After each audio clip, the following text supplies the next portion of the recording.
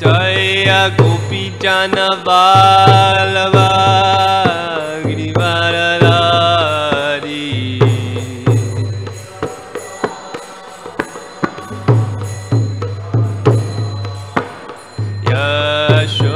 Yashodanandana Vraja Janaranjana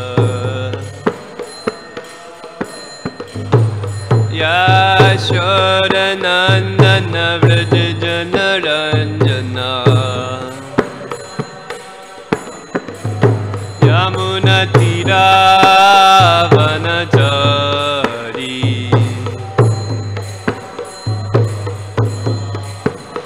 Yamunatira Vanachari Jaya Radha Madhava Kunja Vihari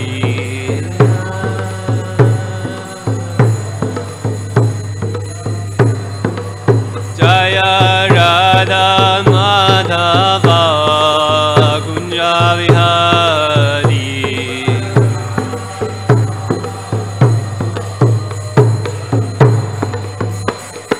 Gopi Jana Vallabha Girivaradari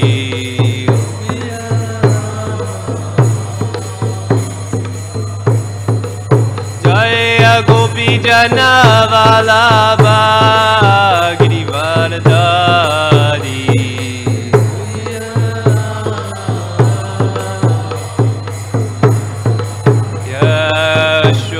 Yashodanandana Vraja Janaranjana Yashodanandana Vraja Janaranjana Yamunatira Vanachari Yamunatira Vanachari Jaya Radha Madhava Kunja Vihari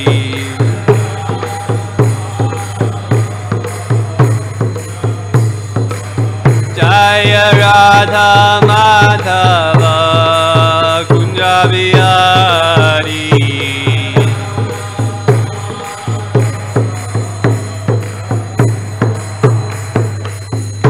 Hare Krishna Krishna Krishna Hare Hare Hare Rama Rama Rama Hare Hare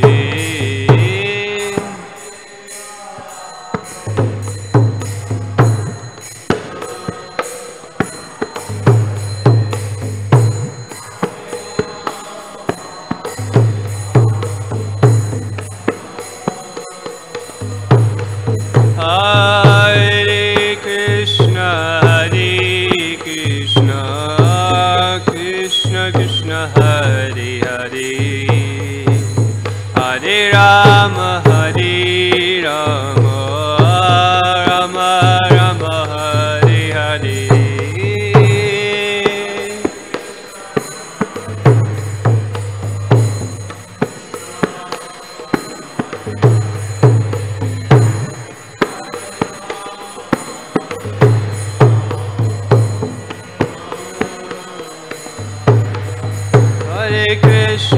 Hare Krishna Krishna Krishna Hare Hare Hare Rama Rama Rama Hare Hare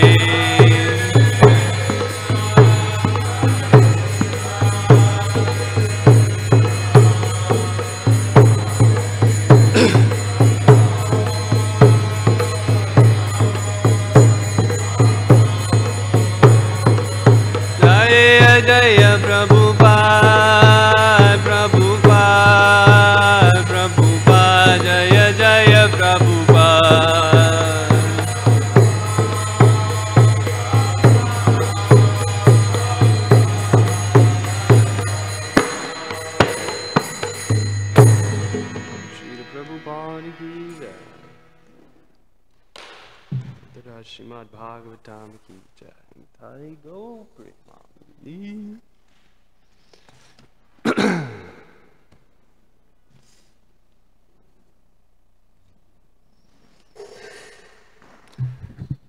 Hare Krishna, everyone. Welcome to Srimad Bhagavatam class. Today we're reading from the 9th canto, chapter 11, text 2 through 5. Om Namo Bhagavate Vasudevaya. Om Namo Bhagavate Vasudevaya. Om Namo Bhagavate Vasudevaya.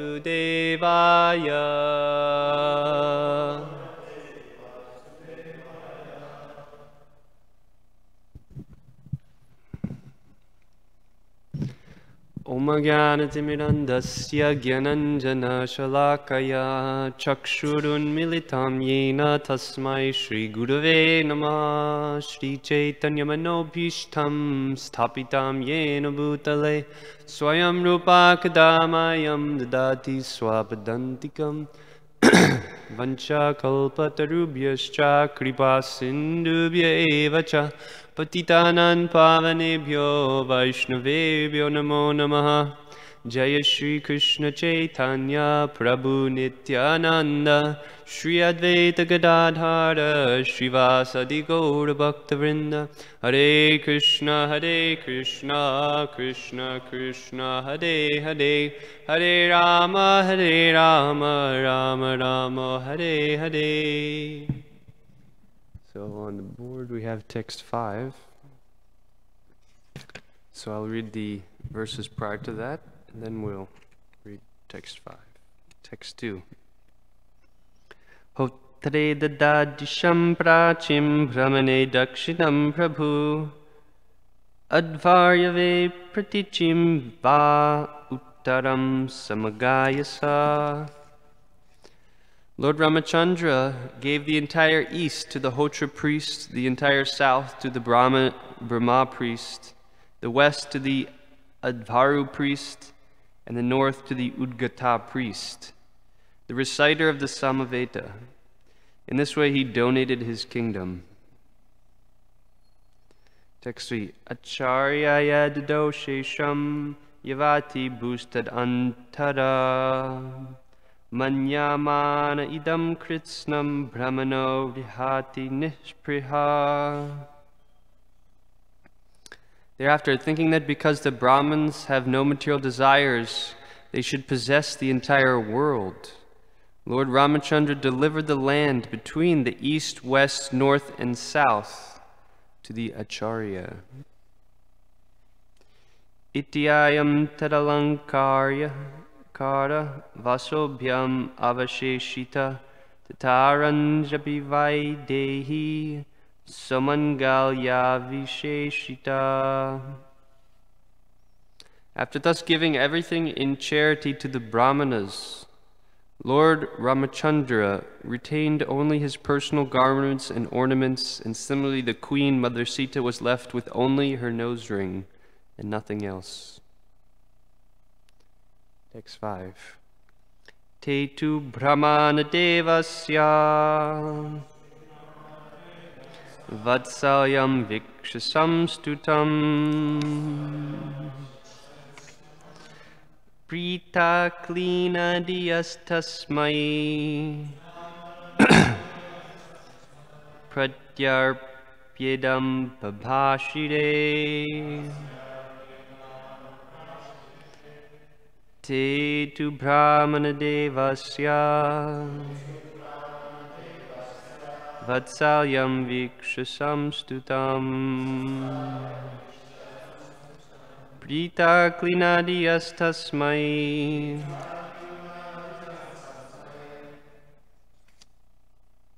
pratyarpyedam babhashire.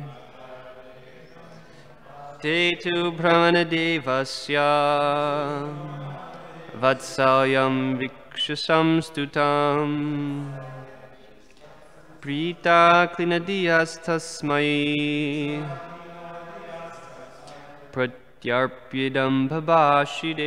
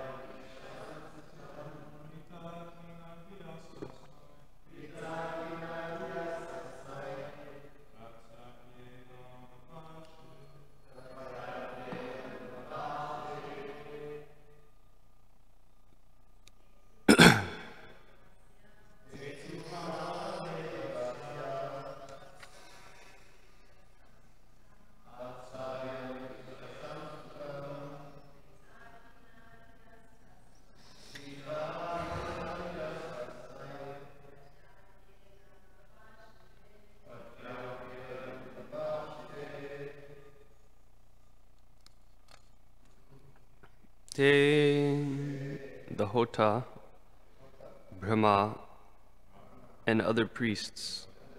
2. But Brahmana Devasya of Lord Ramacandra, who loved the Brahmins so much. Vatsalyam, the parental affection. Viksha, after seeing. Sangstutam, worshipped with prayers. Prita, being very pleased. Klinadiya, with melted hearts. Tasmai, unto him, Lord Ramacandra. Pratyarpya, returning. Idam, this. All the land given to them. Babhashide, spoke. Translation and purport by His Divine Grace, A.C. Bhaktivedanta Swami Srila Prabhupada Ki Jai. All the Brahmanas who were engaged in the various activities of the sacrifice were very pleased with Lord Ramacandra, who was greatly affectionate and favorable to the Brahmanas. Thus, with melted hearts, they returned all the property received from him and spoke as follows. Purport. In the previous chapter, it was said that the prajas, the citizens, strictly followed the system of Varnashram Dharma. The Brahmanas acted exactly like Brahmanas, the Kshatriyas exactly like Kshatriyas, and so on. Therefore, when Lord Ramacandra gave everything in charity to the Brahmins being qualified, wisely considered that Brahmins are not meant to possess property to make a profit from it. The qualifications of a Brahmin are given in Bhagavad Gita 1842. Samo damas tapaso cham kshantirarjavamevacha Jnanavigyanamastakhyam brahmakarma swabhavajam. Peacefulness, self-control, austerity, purity, tolerance, honesty, wisdom, knowledge, and religiousness. These are the qualities by which the Brahmanas work. The Brahminical character offers no scope for possessing land and ruling citizens. These are the duties of a Kshatriya. Therefore, although the Brahmins did not refuse Lord Ramachandra's gift, after accepting it, they returned it to the king. The Brahmins were so pleased with Lord Ramachandra's affection toward them that their hearts melted. They saw that Lord Ramacandra, aside from being the Supreme Personality of Godhead, was fully qualified as a Kshatriya and was exemplary in character. One of the qualifications of a Kshatriya is to be charitable. A Kshatriya or ruler levies taxes upon the citizens not for his personal sense gratification, but to give charity in suitable cases. Dhanam Ishvara Bhava. On one hand, Kshatriyas have the propensity to rule, but on the other, they are very liberal with charity. When Maharaj Yudhishthira gave charity, he engaged Karna to take charge of distributing it. Karna was very famous as Datta Karna. The word Datta refers to one who gives charity very liberally. The kings always kept a large quantity of food grains in stock, and whenever there was any scarcity of grains, they would distribute grains in charity. A Kshatriya's duty is to give charity, and a Brahman's duty is to accept charity, but not more than needed to maintain body and soul together. Therefore, when the Brahmins were given so much land by Lord Ramacandra, they returned it to him and were not greedy.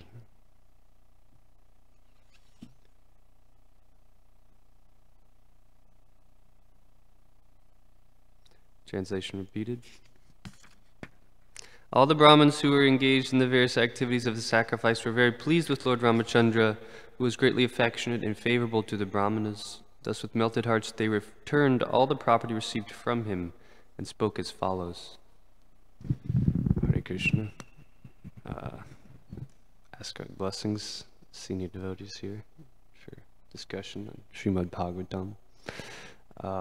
We're hearing here a beautiful exchange between the Kshatriyas and the Brahmanas, specifically Lord Ramacandra himself, the ideal king, Ramaraj. So these pastimes can be, when we hear the pastime, we can understand on so many different levels and appreciate according to our attraction actually to Krishna. According to one's Krishna consciousness, one can appreciate or relish the pastimes of the Lord. To the degree that one is not Krishna conscious, the pastimes of the Lord and his incarnations, they may be taken as nice activities or something I can appreciate theoretically, but actually any activities that the Lord is performing are so astounding and wonderful. So here we're getting a beautiful description of the Ram Leela. A few chapters Shukadeva Goswami is giving to describe Lord Ramacandra as the ideal king.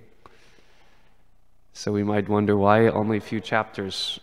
Actually, the Ramayana is, and the pastimes of Lord Ram are so universal that for some they're easier to appreciate the godhood of Ram than Krishna, because Krishna seems to perform what seem to be sometimes questionable activities.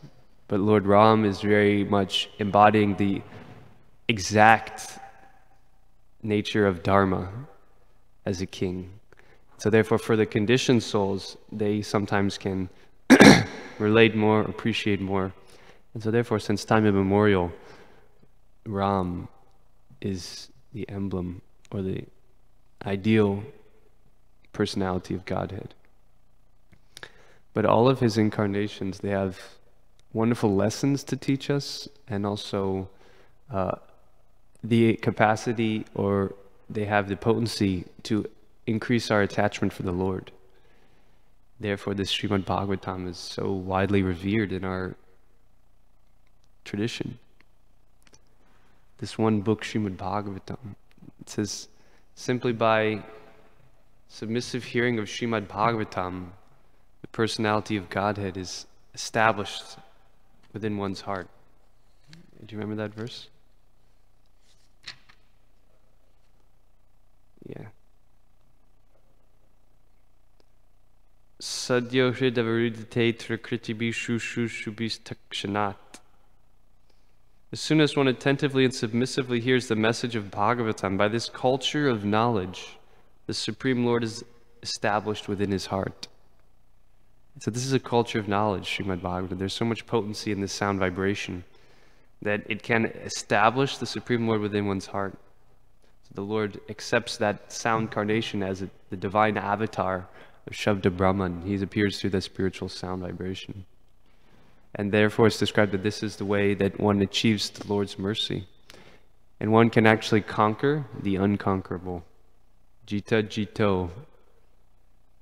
Krishna is unconquerable. No one can conquer him. He's the possessor of all opulences. Even his different various potencies, the Hladini Shakti, Samvidin, he's the possessor of the potencies.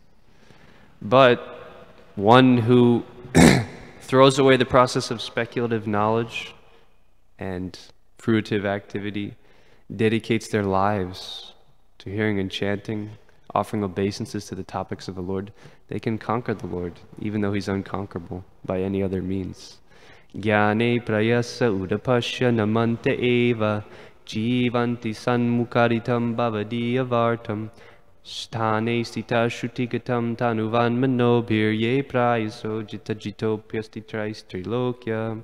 Just we stay in our position according to Varnashram, and we hear and chant about the Lord. By this process, by this culture of knowledge, one can actually conquer Krishna. The infinitesimal, minute jiva, he can conquer the unlimited personality of Godhead. Why? Because Krishna likes to be bound by love. And so by hearing and appreciating these descriptions, love awakens in the heart. Because the qualities of the Lord are so attractive. That's what we can appreciate from this. That just by hearing about the qualities of the Lord embodies all qualities to the infinite degree, right? The devotees and other living entities can embody divine quality to a certain degree, but the Lord actually, He's unlimited, so His qualities are unlimited, and how He manifests those qualities are unlimited. So here, Lord Ramacandra, He's conquering the hearts of the Brahmins actually by His charitable disposition. That's one of His divine qualities. And when you hear in other pastimes how the Lord, this is the process of giving our heart to Krishna by just meditating on how this is actually His personality. When we're hearing His leelas, Krishna's pastimes, Krishna, He's embodied. This is the most confidential information, the identity, the nature of God, the personhood, the personality of God, and how He acts, just like a small boy and steals butter from the gopis, and he gets bound up, and then he plays with his friends. This is the most privileged darshan. It's like taking a glimpse into the heart of God, because in that realm He can reveal His most intimate nature. Therefore, this knowledge is also described in Bhagavad Gita that this should not be given to those who are envious. Why? Because they make a big mess out of it. And we see that so many different versions of Vedic texts are completely misstrued, and people become misled. And they, in so many ways, they try to speak the Vedic conclusion without having understood it in proper disciplic succession. And therefore, the result is the Mayavad phenomenon. Nowadays, the Mayavad is rampant. This was Srila Prabhupada's mission, that no, actually Krishna, God, is a person. He has personality. This is a big obstacle for a lot of people when we meet people for distributing books to come just to the level that God is actually a person. In other traditions, however ancient and established they may be, they're actually lacking this information of God's personhood and His intimate personality. So this is our privilege to have access to this knowledge, and the great boon to be able to share it with others. That is the greatest fortune, actually. We understand that chanting the holy name is our primary means of purification. One time Tamal Krishna Maharaj said that actually distributing books is more important than chanting, because we don't have the qualification to chant the holy name. We don't have the relish or the taste. But when we engage in transcendental service, by that service attitude, we increase our attachment and taste for the holy name. So Prabhupada engaged from day one that we should make all endeavors to try to disseminate this knowledge, therefore getting sufficient mercy by which we can relish the name, form, qualities, and pastimes of the Lord. So Vaisheshika Prabhu has a book called Our Family Business, and he describes how Krishna, the Lord, reveals Himself through the Shastra. The Shastra is actually the first evidence in Vedanta Sutra. It's called Shastra Yonitvat, and Chaitanya Mahaprabhu indicated that Actually, among the different sources of knowledge that we can receive, the paramount is the Shastra. All the other, the sadhu and guru system are based on the Shastra, because Shastra describes who is guru, Shastra describes who is sadhu. So this is the Lord's divine incarnation, just like we said, in sound and also in book form, in the form of paper and ink. So we are more or less surrounded by various incarnations of Krishna, right? In this temple, we can consider how many forms of God are before us. We have the deity, the devotees. These are Prakash, one of the Lord's energies. The spiritual master may be there. We have Srimad Bhagavatam, which is an incarnation. We have the holy name, Krishna Prasadam. We are more or less completely surrounded by God. But still, sometimes we can't see that. We can't even perceive that. And that's the disease of Maya. Yatayurtam yat pratiyeta na pratiyeta chatmani tadvidya dadmano mayam tatateshu nateshrata. That the illusory conception in which one sees anything separate from God, that is my illusory potency known as Maya. This is what Krishna tells Lord Brahma. He says, actually, I am everything. There's nothing beside me. Aham eva sameva agre nanyadyat sarasatpadam. This is the Chatur Shloki verses of Srimad Bhagavatam. And he's describing, after Brahma has performed penance and austerity, and now Krishna is explaining to him this Vedic knowledge. It's described in 4 seed verses. So this is just like Bhagavad Gita, many of us know the 4 verses, but also for Srimad Bhagavatam, we can benefit by understanding these 4 verses.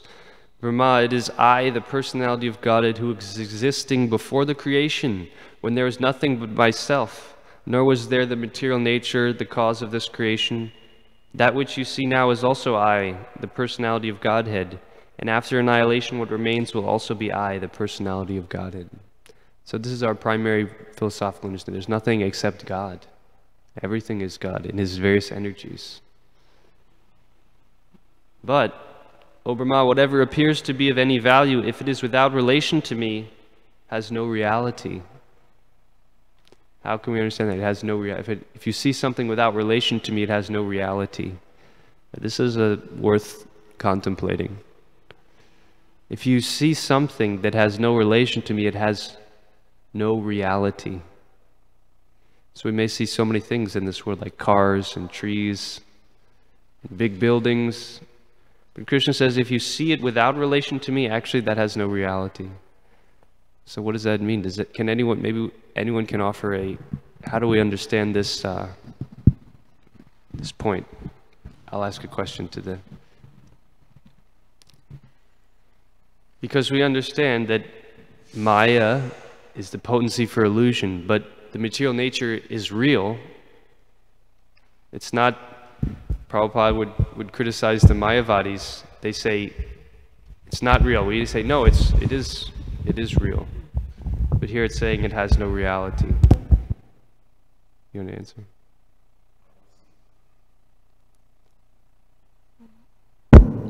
Hare Krishna. The question is, how do we see everything in relation to the Lord? Is that the question? No, the question is that Krishna says, whatever appears to have any value, if it's without relation to me, it has no reality. What does that mean, it has no reality? How do we understand this point? Well, one thing that comes to mind, I'm not a really on-spot speaker, so I'll try my best, but one thing that comes to mind is that usually when we see the objects of this world, especially people, we could get in a lot of trouble when we see them as objects for our exploitation, instead of objects for utilizing in Krishna service. But some objects can't be used in Krishna service. Like, I mean, looking at a big building, I mean, you could see it in relation to Krishna, like, wow, Krishna's giving these people so incredible. Krishna says, I'm the ability in man, so maybe you could see it in that perspective. And so I suppose. So I'm not sure exactly where you're going at, but does anyone else have any thoughts on the matter? Giridhari?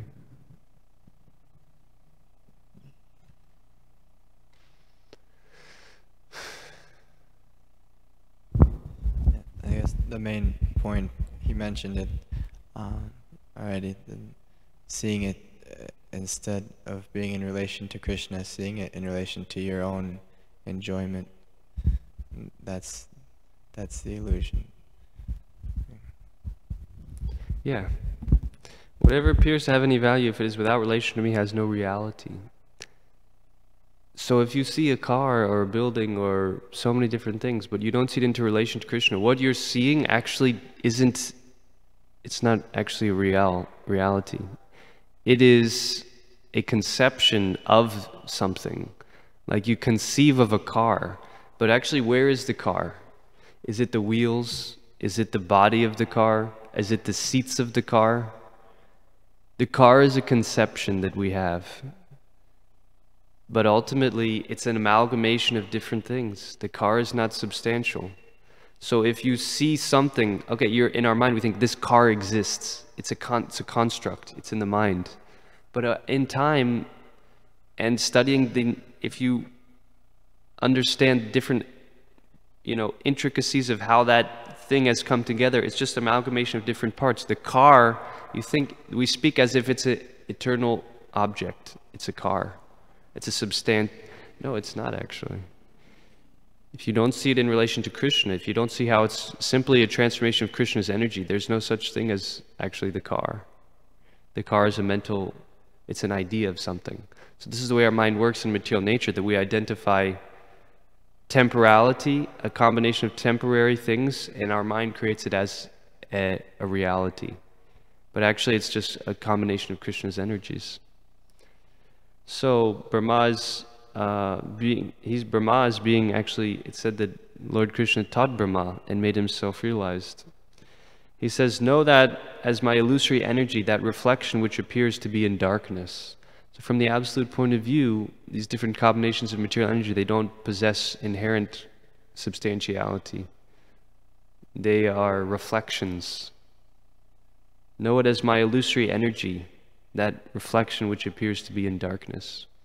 So then in the material realm, we are surrounded by material energy, and if we're not able to see its connection to Krishna, then we become bound up and we create our own reality based on what we perceive to be reality.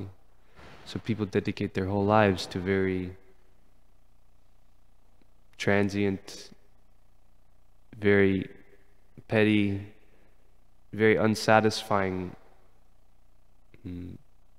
schematics or conceptions of life. So Brahma has understood here that actually Krishna is everything, and therefore this potency of Maya, which is bewildering all living entities, is actually coming from the Lord. It's the Lord's own energy. And we described earlier the means of conquering that illusory energy is to revive that consciousness of the divine in all things. So this is again how Krishna consciousness becomes a very active process. It's not a passive process. We have to, as they would say in primary school, turn on our thinking caps. Sometimes the teacher would joke, have you all brought your thinking caps today to class? So also in Krishna consciousness, therefore, the more we're able to see the philosophy in our day-to-day life, the more we actually get the experience of that spiritual potency. We said we're surrounded by these different features of God. So many incarnations are there before us, but we can't see because we don't see how everything is Krishna's energy. So we become lost. But Krishna says, for one who's always in me, and sees everything in me and sees me in all things, he's never lost to me, and I'm never lost to him. So that is how to retain our divine consciousness, and it's based on hearing and chanting about the transcendental qualities and amazing activities and personality. Here, the Lord has just given away his entire kingdom. Everyone wants Ram to rule the kingdom, right? Everyone wants Lord Ramacandra to rule the kingdom. He's just killed Ravana. He's back in Ayodhya. But now he's giving that kingdom away. And that is his magnanimity. So, upcoming now we'll hear some prayers that the Brahmins will offer to him. Beautiful prayers glorifying his position and his charity. So these were some thoughts on this nice verse. There's some other things we could describe also, but maybe we'll see if anyone like to comment or ask any questions or anything. Okay, Jitendra.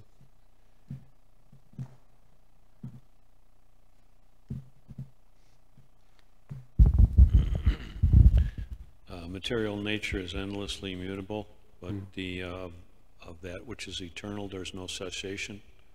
How does that verse go? I got it somewhat right, I think, but pardon me? Na sato vidite bhavo, na bhavo vidite sata. Ubayor bidrishton nas tananyas tatta darshmi. For that which, the translation, I want to get it right. It's in the second chapter of the Gita.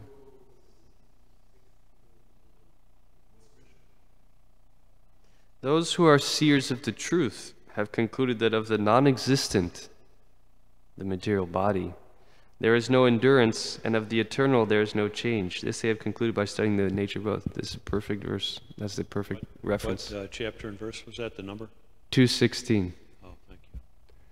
Yeah, we also hear that the up. material world is a network of illusions leading to death.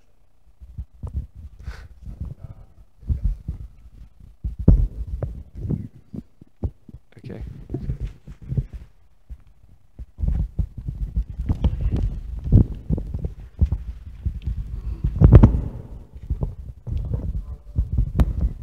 Hare Krishna, Prabhu, thank you for your class. You made a lot of nice points. Unfortunately, I had some verses that I forgot to write down on this verse to make a comment, but I'll just refer to what Prabhupada mentions in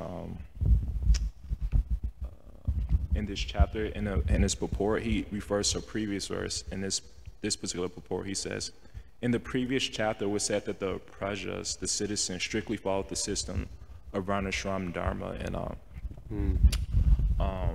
the verse he's referring to is 9:10:50, where it says this. And basically, I wanted to comment on this verse, but I wasn't here that day. But it's related to your class of how the Lord conquers the devotees and vice versa. In this particular verse, this is from 9:10:50. In the verse, it says, Lord Ramacandra then accepted the throne of the state. He cared for the citizens exactly like a father, and the citizens, being fully engaged in the occupational duties of Varnashram Dharma, accept him as a father. So I appreciate that verse because I was just discussing with another devotee yesterday. Generally speaking, when you accept an authority, you go wherever there's love, where you feel loved and cared for. And in the material world, we can see that based on this verse is that any family members, a father, when he cares for his son, he wants to glorify his son in all circumstances. Just like when we were in school, your mother bragged anything they did good for you, anything good your child did, you want to brag to everyone, essentially. And if your child had a fault, you wouldn't go tell everyone, what my child did? He's a dacoy. Any fault any family has, whether it's your son or wife or your daughter, you don't tell anybody. You don't want to embarrass them and insult them.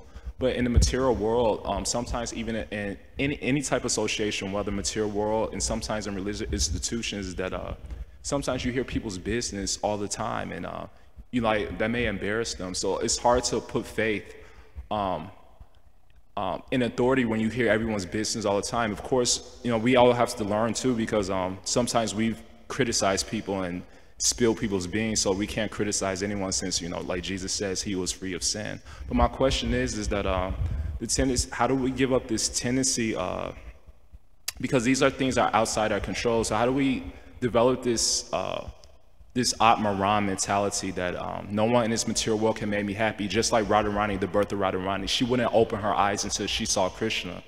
And it seems like that's the only conclusion we have in this material world, because if we depend on devotees, or, you know, we have our association, but how do you solve this dilemma? I don't know if my question is really clear. Is that how do you see that the material world is not a good place or to how be? do you develop this Atmaram mentality? Because if we depend on people, which naturally we're all in the most material nature, devotee or non-devotee, but it's hard to place your faith in any authority when you hear everyone's business all the time on Dandavas, on the internet, in the community. So, but we see in the material world, nobody ever spills the beans of their father or their son. You know, everyone naturally, because you care about them, you don't want to embarrass them. But sometimes, you know, of course, like I said, we have to be humble. We criticize people over the years, so. But still, how do we develop this Atmaram mentality? Because if we don't, it seems like we'll always be hurt in this material world by other people. So maybe you could expand on that. Yeah, the reason people do that is because, again, they're looking for some taste. So if we're not getting the spiritual taste, they get the material taste of gossip or backbiting or fault finding. You see, the Anandamayo Vyasat, the soul needs some juice. So if he's not getting it spiritually, if he's not doing his sadhana nicely, then naturally he'll have to find some recourse to experience that, whatever semblance of happiness people get from that. So the main point is that to be invested, to dedicate their whole consciousness in what we described, the process of conquering the unconquerable by increased hearing and chanting, quality hearing and chanting. The Atmarama position is one who has completely dedicated himself through intense service, intense purification, and these different qualities we were hearing. The Brahmin actually is the one who is striving to be self-satisfied. Peaceful, self-control, austerity, purity, tolerance, honesty, wisdom, knowledge, and religiousness. So one who develops these qualities, a Brahman means one who knows Brahman, right? He's to be situated in Brahman. So the only real solution is to go very deeply into one's heart, seek out the personality of Godhead within the heart, to take shelter. Krishna wants to see how much do you want him. So he is your best friend. He's there. We have to approach and solicit his mercy. Then those who do that, they don't need to go outside for happiness, perverted happiness, fault finding, and all these things. You see, this is one of the qualities of the great souls. They never waste time in politics and all this word and bashing and all this. They never do that. Why? Because they have a higher taste. That's a symptom, actually, that they're on an advanced platform. They don't descend down to that level to do that. And those who generally are very much doing that in a unproductive way, it's a sign that they're of their spiritual, perhaps, position. Oh, you reminded me of something my favorite Acharya said, Jitendra Prabhu.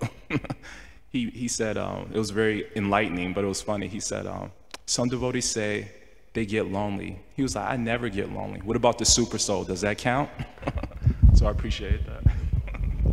Yeah. Anyone else?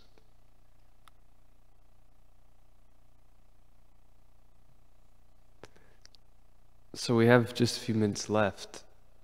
I was going to read just one other pastime, a very beautiful exchange related to this topic and the means of purification. It's Lord Krishna's meeting with Sudama Brahmana. I'll just read a few paragraphs. It's a nice meditation. King Parikshit was hearing the narrations of the pastimes of Lord Krishna and Lord Balaram from Shukadev Goswami. These pastimes are all transcendently pleasurable to hear, and Maharaj Parikshit addressed Shukadev Goswami as follows: My dear Lord, the Supreme Personality of Godhead, Krishna, is the bestower of both liberation and love of God simultaneously. Anyone who becomes a devotee of the Lord automatically attains liberation without having to make a separate attempt. Because the Lord is unlimited, his pastimes and activities for creating, maintaining, and destroying the whole cosmic manifestation are also unlimited. I therefore wish to hear about other pastimes of his, which you may have not described as yet. My dear Master, the conditioned souls within the material world are frustrated by searching out the pleasure of happiness derived from sense gratification. Such desires for material enjoyment are always piercing the hearts of conditioned souls. But I'm actually experiencing how the transcendental topics of Lord Krishna's pastimes can relieve one from being affected by such material activities of sense gratification. I think that no intelligent person can reject this method of hearing the transcendental pastimes of the Lord again and again. Simply by hearing, one can remain always steeped in transcendental pleasure. Thus one will not be attracted by material sense gratification. King Parikshit continued, the ability to talk can be perfected only by describing the transcendental qualities of the Lord. The ability to work with one's hands can be successful only when one engages himself in the service of the Lord with those hands. Similarly, one's mind can be peaceful only when one simply thinks of Krishna in full Krishna consciousness. This does not mean that one has to have very great thinking power. One has to understand simply that Krishna, the absolute truth, is all-pervasive by his localized aspect of Paramatma. If one can simply think that Krishna as Paramatma is everywhere within the atom, then one can perfect the thinking, feeling, and willing functions of his mind. The perfect devotee does not see the material world as it appears to materialize, for he sees everywhere the presence of his worshipable Lord in his Paramatma feature. Maharaj Parikshit continued by saying that the function of the ear can be perfected simply by engagement in hearing the transcendental activities of the Lord. The function of the head can be fully utilized when the head is engaged in bowing down before the Lord and his representative. That the Lord is represented in everyone's heart is a fact. Therefore, the highly advanced devotee offers his respects to every living entity, considering that the body is the temple of the Lord. But it is not possible for all men to come to that stage of life immediately, because that stage is for the first-class devotee. On hearing these statements of Maharaj Parikshit, Shukadeva Goswami was overwhelmed with devotional ecstasy because of King Parikshit's advanced understanding of the Vaishnava philosophy. Shukadeva Goswami was already engaged in describing the activities of the Lord, and when asked by Maharaj Parikshit to describe them further, he continued to narrate Srimad Bhagavatam with great pleasure. So this is the means here. We're hearing how one can meditate more and more on the personality of Godhead in so many different ways with so many different activities of our various senses. And that is the process of sadhana bhakti. Thank you all very much. Grantaraj Srimad Bhagavatam ki jai. Srila Prabhupada ki jai. Jai Go Premanandi.